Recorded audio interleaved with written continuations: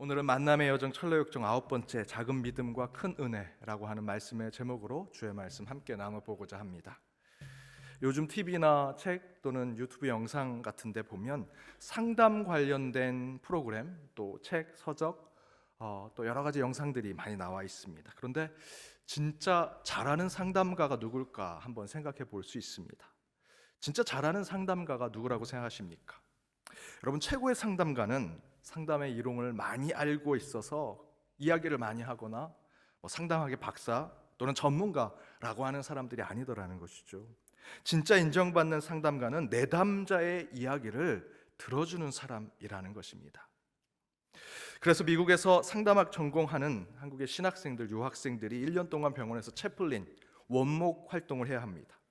일주일에 40시간 환자들을 만나서 환자들의 이야기를 들어주고 상담하는 내용들을 시간으로 채워야 합니다. 그런데 생각 외로 한국 유학생들, 한국 신학생들이 그곳에서 인기가 많습니다. 영어도 잘 못하고 그 사람들의 문화도 잘 모르는데 왜 그 유학생들, 그 원목 채플린을 하는 그들이 왜 좋은 상담사로 인기가 많을까? 아주 이유가 간단했습니다. 영어를 못하기 때문입니다. 영어를 잘 못하니까 환자들이 얘기하면 yes, yes, yes만 얘기를 합니다. 그런데 환자들이 그것이 좋은 거죠. 자기 얘기에 대해서 계속 긍정적으로 얘기하고, 그 원목으로 채플린으로 온 한국 유학생이 자기 얘기를 알아듣고 그것을 설명하려는 것이 중요한 것이 아닙니다. 내 얘기를 들어주고 있는 것에 바로 그가 아주 마음이 열리게 되는 것이지요. 50년 금혼식을 하는 장로님, 제가 신방을 갔습니다. 권사님과 50년 살면서 어떻게 이렇게 행복하게 사실 수 있었습니까? 라고 물었더니 그 비결을 그분이 이렇게 얘기하십니다. 결혼하고는 초기에 아내랑 대화할 때 항상 내게 의견을 물어보는 줄 알고 그 해답을 찾아주고 토론하려고 하고 무엇인가 많은 이야기를 나누려고 했다라고 얘기합니다. 그런데 그래도 좋은 관계가 되지 않더랍니다. 근데 어느 날 이 장로님께서 큰 병을 앓고 말할 때 숨이 차게 돼서 말을 많이 못하게 됩니다. 그래서 그 권사님이 얘기할 때 예, 그래요, 알겠어요, 맞아요 만 얘기했는데 권사님과 관계가 좋아졌다는 겁니다. 그냥 예, 좋아요, 알겠어요, 맞아요 라는 추임새만 줬는데 관계가 좋아지더라. 그렇게 얘기한 뜻이 무엇입니까? 그렇게 아내의 얘기를 들어주기 시작하니 관계가 좋아지더라는 것입니다. 불교에 이런 얘기가 있습니다. 부처를 찾고자 가출했던 한 청년이 곳곳을 돌아다니고 스님들을 만나고 또 각 사찰을 돌아다녀서 부처를 찾고자 했지만 부처를 찾지 못하고 다시 자기 집으로 돌아옵니다. 그리고 그동안 자신이 고생하고 어려운 일을 겪었던 일들을 처음 밥상을 차리신 그 어머니 앞에서, 그 어머니가 김치를 잘라주고 생선을 발라주는 그 앞에서 내가 이런 고생을 하면서 이런 사람을 만나면서 부처를 찾으고 다녔지만 찾지 못했습니다 라는 얘기를 구구절절 하는데 그 순간 이 청년의 머리를 누군가가 망치로 때리는 것 같은 깨달음을 얻게 됩니다. 그리고 그 청년은 이렇게 외칩니다. 살아있는 부처가 여기 있었구나. 내 어머니가 부처님이시다. 왜 그렇게 얘기했을까요? 별 볼 일 없는 미물과 같은 자신의 이야기, 누구도 들어주지 않는 이야기를 그 어머니는 귀를 담고 들어주고 계시더라. 이 어머니야말로, 내 어머니야말로 정말 살아있는 부처구나 라고 얘기하더랍니다. 이처럼 진짜 상담가는 많은 이론, 학위가 많이 있는 것, 상담에 대단한 실력을 가진 자가 아니라 내담자의 이야기를 많이 들어주고 많이 이해해 주는 자가 진짜 상담가라는 것이죠. 상담학에서 배운 이론들을 당신이 이야기한 그 상담의 내용은 이런 이론으로 설명할 수 있습니다, 저는 이런 지식을 갖고 있습니다, 이렇게 설명해 드리겠습니다 라는 것이 좋은 상담가가 아니라는 것입니다. 가정 안에서도 서로 내 의견이 옳다 얘기하는 것이 좋은 관계를 유지하는 것이 아니라 아내의 얘기를 들어주는 것, 남편의 얘기를 들어주는 것, 내담자의 얘기를 이해하고 받아주는 것, 그 가운데 진짜 상담가의 모습이 있다는 것이죠. 정리해서 이야기하면 진짜는 최소함을 가지고 있지만 최대함을 보여주는 것, 그것이 진짜라는 것입니다. 군인은 경례하는 것만 보아도, 총을 쥐는 것만 보아도 저 사람이 진짜 군인인지 알게 된다고 얘기합니다. 진짜 학자는요, 첫 시간 수업만 들어도, 학생들에게 첫 번째 던지는 질문만 들어보아도 이 학자가 진짜 학자인지 알 수 있다라는 것이죠. 우리 교회 대기업 인사과에서 30년 일하셨던 그 집사님이 책을 내셨습니다. 그 책이 큰 화제가 되었습니다. 지금도 화제 중입니다. 그분 말씀이 진짜 필요한 신입 직원은 인터뷰할 때 보이더라는 것입니다. 그가 가져온 이력서의 학벌, 어떤 지식을 가지고 있는지, 대단한 리더십을 가졌던 그 스펙들, 경력들, 그게 중요하지 않더라. 인터뷰하는 첫 자리에서 드러나는데 그의 마음가짐, 태도, 그리고 솔직한 그의 모습 가운데 이 사람이 진짜 우리 회사에서 제대로 일할 사람인지를 알게 되더라는 것입니다. 여러분, 진짜는요, 최소함입니다. 최소함. 무엇인가를 많이 가지고 있거나 내가 가진 큰 것으로 진짜를 말하는 것이 아니다라는 것이죠. 그런 기준으로 우리의 신앙의 진짜 믿음을 이야기해 본다면, 진짜 믿음이란 대단한 믿음, 굳건한 믿음, 큰 믿음을 가지고 있는 것이 진짜 믿음이 아니라는 것이죠. 믿음도 최소한을 가지고 있지만 그 작은 믿음으로 최대한 신앙의 모습을 보이는 것, 그것이 진짜 믿음이라는 것입니다. 실제로 기독교에서의 믿음은 하나님께서 저와 여러분에게 대단한 것을 원하시는 것이 아닙니다. 제 아무리 우리가 큰 믿음, 대단한 믿음, 바위와 같은 단단한 믿음을 가지고 있다고 해도 우리는 저의 믿음은 작은 믿음에 불과합니다 라고 고백하는 것이 우리의 진실한 신앙이고 참된 천국을 향해 가는 삶이라는 것이죠. 거기에 하나 더, 제 믿음은 겨자씨만큼 작지만 그 나머지는 하나님의 은혜로 채워져 있습니다 라고 고백하는 것이 우리 안에 진정한 믿음을 만나는 것이다 라는 겁니다. 그래서 예수님께서 이렇게 말씀하셨죠. 마태복음 17장 20절입니다. 우리 함께 읽어보겠습니다. 이르시되 너의 믿음이 작은 까닭이니라. 진실로 너희에게 이르노니 만일 너희에게 믿음이 겨자씨 한 알만큼만 있어도 이 산을 명하여 여기서 저기로 옮겨지라 하면 옮겨질 것이요 또 너희가 못할 것이 없으리라.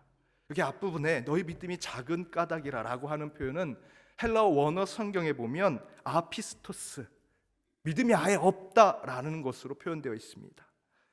영어의 unfaith, unbalance, unchanged라고 하는 표현이 있죠. 밸런스, 균형을 잡다. 그러나 un이라고 하는 부정 접두사를 붙이면 unbalance, 균형이 맞지 않다라는 식의 문법처럼 피스토스는 믿음입니다. 거기에 아라고 하는 표현이 붙으면 아피스토스, 믿음이 아예 없다라는 것입니다. 그러니까 작은 믿음이라는 건 저와 여러분이 갖고 있는 믿음 자체가 우리는 없습니다.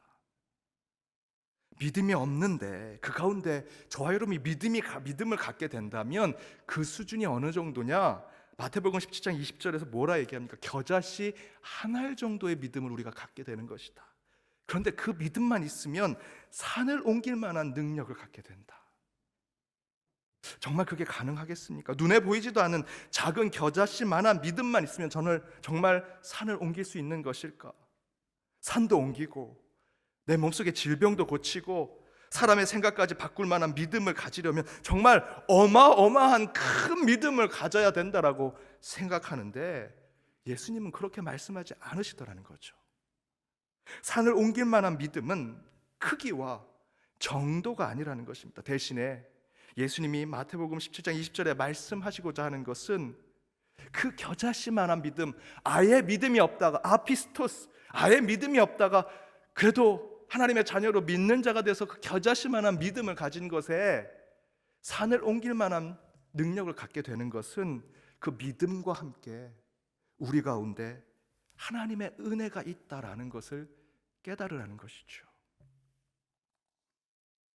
곧 마태복음 17장 20절에 나오는 겨자씨만한 믿음이 산을 옮긴다라는 것은 수학적이나 또는 물리학적으로 그 차원을 뛰어넘는 비상식적이고 과학적으로 설명될 수 없는 세상에 아주 신비적인 것이 믿음이다라는 것을 전하는 것이 아니라, 진짜 믿음은 1%의 겨자씨만한 믿음에 99%의 하나님의 은혜가 우리의 삶을 채우더라라는 고백이라는 것입니다.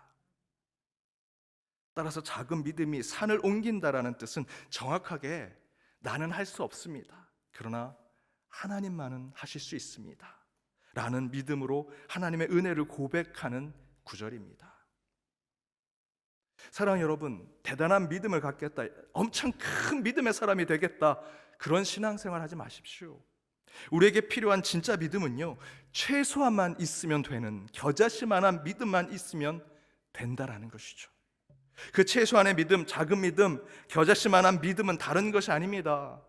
하나님의 은혜를 깨달으면서 그 모든 것은 하나님이 하셨습니다라고 고백하는 것, 그것이 진짜 믿음입니다.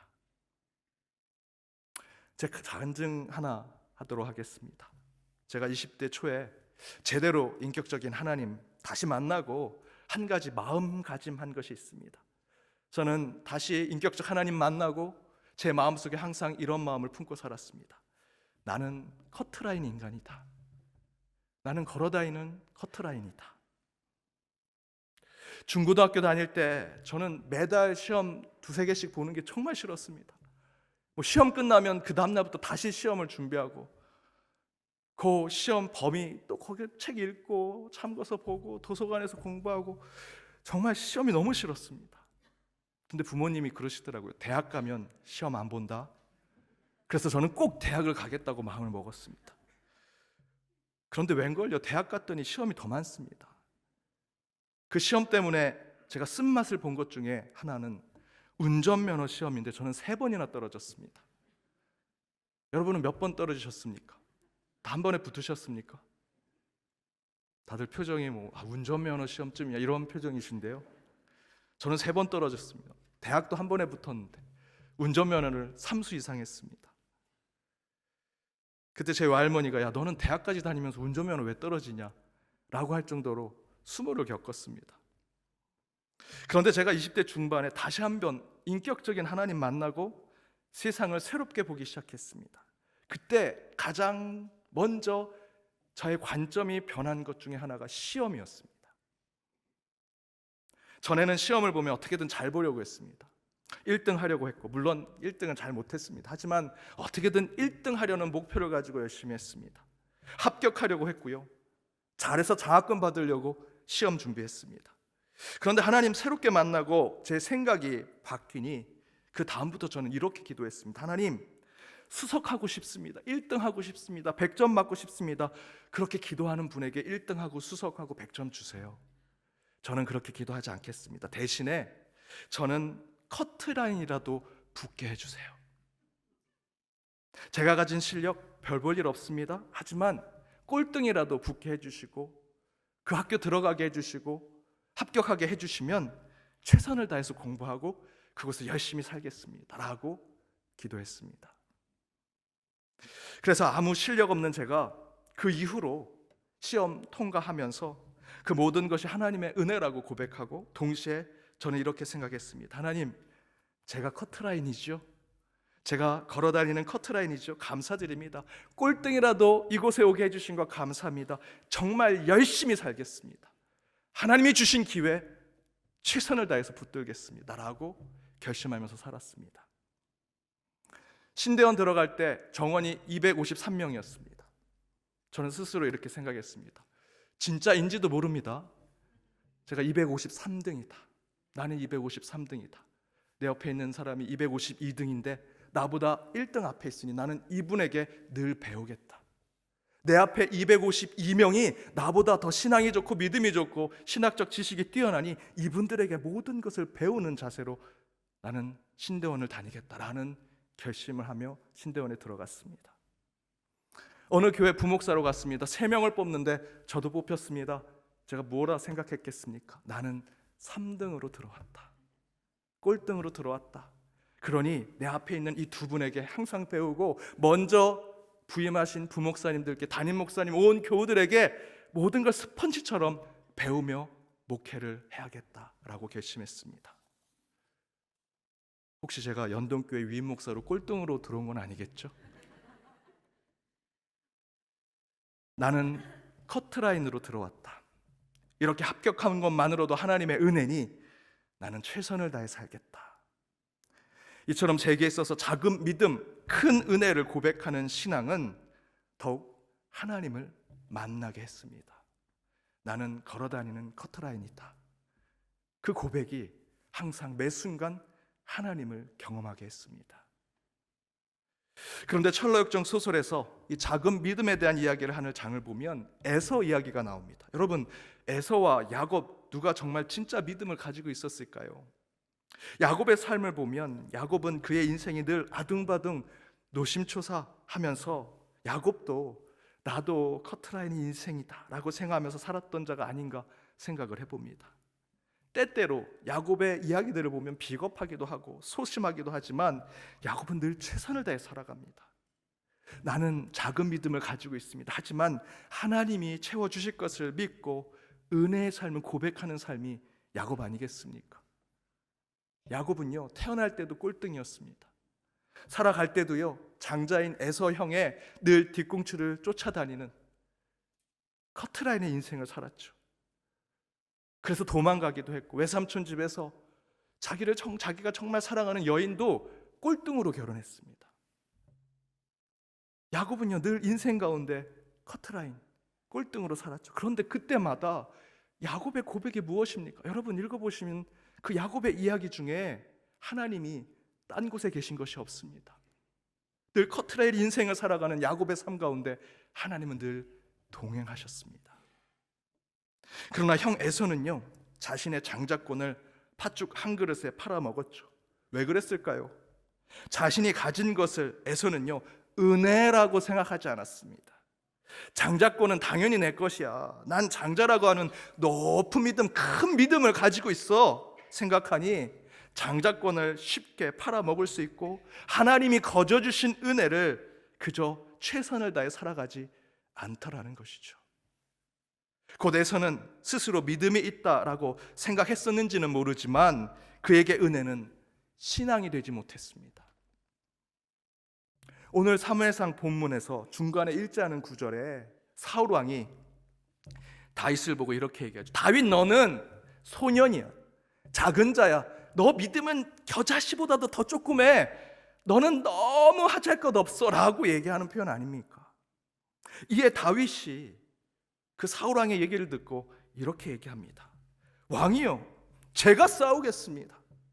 사자와 곰이 와서 양을 해치려고 할 때 하나님이 제게 능력과 은혜를 주셔서 그들의 수염을 잡고 그들을 쳐 죽였습니다. 블레셋 사람들도 그렇게 될 것이라 저는 믿습니다. 여호와께서 나를 사자의 발톱과 곰의 발톱에서 건져내셨은즉 이 블레셋 사람들의 손에서도 건져주시리라 믿습니다 라고 얘기하지요. 여러분, 다윗이 그 큰 블레셋 군대와 싸워 이길 수 있는 그 장담했던 이유가 무엇입니까? 대단한 믿음? 큰 믿음? 에서와 같은 장자권을 가지고 있었기 때문입니까? 아니죠. 다윗이 싸워 이길 수 있는 믿음을 가지고 있었던 것은 그가 그 광야에서 막내로 살아가면서 아무에게도 인정받지도 못하고 살아있는 존재 자체도 인정받지 못했던 그 삶을 살아갈 때 온갖 위기와 위험 순간마다 건져주시고 구원해 주시는 하나님의 은혜를 경험하고 체험했기 때문입니다. 그 크신 하나님의 은혜에 다윗의 마음속에 작지만 누구도 무엇도 깰 수 없는 믿음이 자라났기 때문에 다윗은 그 큰 블레셋 군대 앞에서도 하나님의 은혜만 있다면 이길 수 있습니다. 확신에 차 이야기할 수 있었던 것이죠. 철로역정 소설에서도 이런 설명이 있습니다. 작은 믿음을 가진 사람에게 소심, 불신, 죄책감이란 강도가 찾아옵니다. 소심이 돈을 뺏고 불신이 그의 도둑질을 하고요, 죄책감이 그를 몽둥이로 때려서 그 작은 믿음이라는 사람을 거반 죽게 합니다. 그때 큰 은혜라는 사람이 쫓아와서 그들을 몰아내고 작은 믿음의 사람을 지켜주고 구해줍니다. 이 철로 역정의 이야기는 상징적으로 천국을 향해 가는 우리 그리스도인들에게 믿음과 은혜의 상관관계를 깨닫게 하는 것이죠. 그것은 바로 그 작은 믿음을 지켜내면 은혜가 우리를 보호해 준다라는 것입니다. 한번 생각해 보십시오. 저와 여러분이 신앙을 갖게 되고 예수를 믿기 시작하면서 우리는 사단과 세상의 공격을 받고 핍박과 박해를 겪게 되었습니다. 저와 여러분이 갖고 있는 믿음 대단한 거 아닙니다. 겨자씨만한 믿음, 그보다 못한 믿음을 가지고 있는 자주요. 그 별것도 없는데도 세상과 사단은요, 우리를 그렇게 공격하려고 합니다. 작은 믿음을 가진 자처럼 세상과 세속이, 그 사단이 우리를 공격하죠. 예수 믿기 시작한 이후로 그래도 좀 정직하게 살아보려고, 의롭게 살아보려고, 그래도 좀 더 사랑을 베푸면서 살아가려고 하는데 그렇게 우리를 공격합니다. 새신자로 오신 분들 찬양하고 예배하고 성도들과 교제하는 거 너무 좋습니다. 근데 몇 주만 지나면 금방 시험에 듭니다. 별것 아닌 믿음 조금 들어갔다고 사단과 세상은 우리를 공격하죠. 그것 별것 없는 작은 믿음, 철로역정에서 나오는 새 강도로 묘사된 세상과 그 사단에게 던져버려줘도 됩니다. 그 뭐 겨자씨만한 그 믿음인데요. 그러면 더 편하게 살 수 있죠. 하지만 우리는 그 별 볼 일 없어 보이는 우리의 그 작은 믿음을 지켜내서 여러분 지금 이 자리에 계신 거 아닙니까? 그런데 놀랍게도 그 작은 믿음을 지키니요, 하나님이 저와 여러분에게 은혜를 주시더라는 겁니다. 여러분의 그 믿음 때문에 여러분이 잘 되는 게 아니고요, 그 작은 믿음 그래도 지켜냈더니 하나님께서 99%의 은혜를 부어주시더라는 것이죠. 다 뺏기고 다 버리고 다 내려놓아도 딱 하나, 예수 그리스도 하나만 붙드니 하나님은 우리에게 그 작은 믿음을 보시고 큰 은혜를 허락하시더라.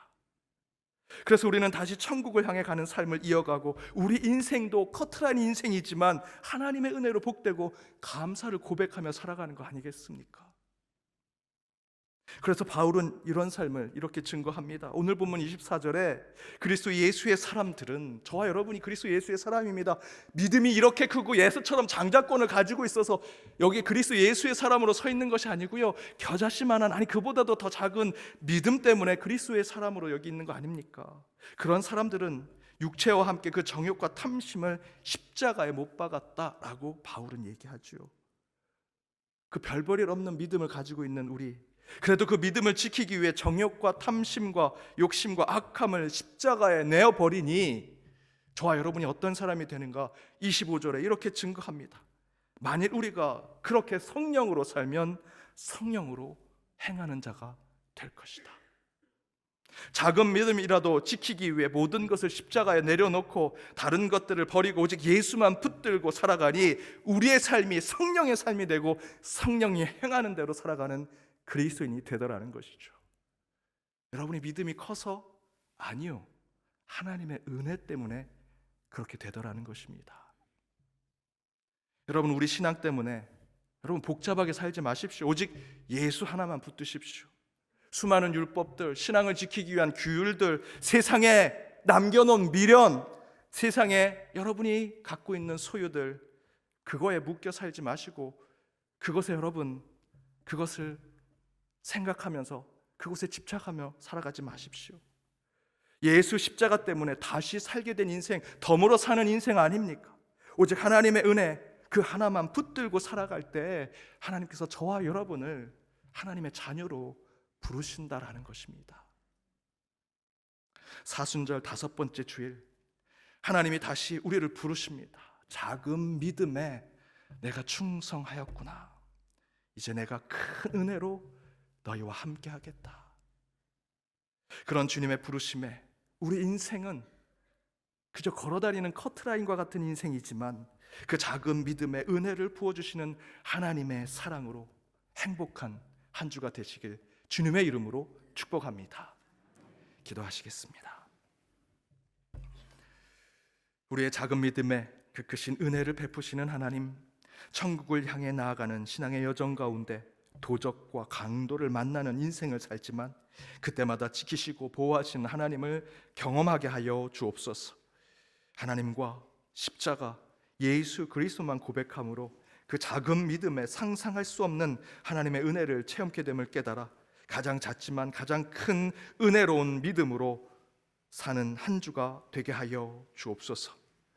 그렇게 때로는 커트라인과 같은 인생을 살지라도 나머지 채우지 못한 우리의 인생을 하나님이 은혜로 채워주심을 믿사오니 주여, 사순절 5번째 주간이 그렇게 믿음과 은혜의 한 주가 되게 하시고 그 감사를 세상에 베풀고 나누는 주의 자녀의 삶을 살게 하여 주옵소서. 이 모든 간구 예수님의 이름으로 기도드립니다. 아멘.